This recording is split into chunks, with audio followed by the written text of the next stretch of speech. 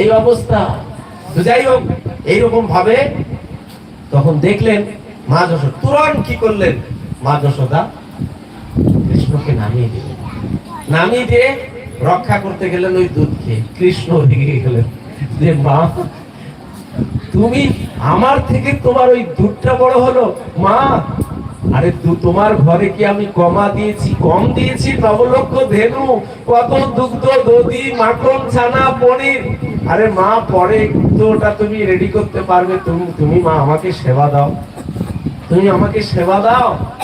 আর তুমি আমার সেবায় ব্যাঘাত সৃষ্টি করছো, বন্ধ করছো, এই জড় জগতের সংসার সামলাচ্ছ মা।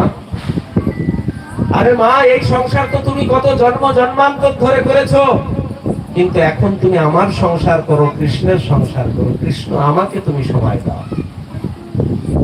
কিন্তু ভক্তবৃন্দ, আমাদের এই সময় কৃষ্ণের জন্য সময় হয় না, হয়ে ওঠে। এটা হচ্ছে আমাদের দুর্ভাগ্য।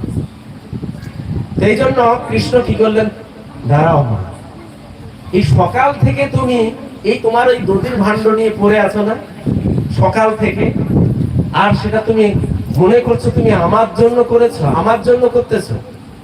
তো আমার জন্য কি, তুমি আমাকেই যেহেতু চিনতে পারছো না, দাঁড়াও, তোমার এই মেহনতকারী হচ্ছে এই দধির ভাণ্ড, এর আমি আজকে একটা 12টা বাজিয়ে দিচ্ছি।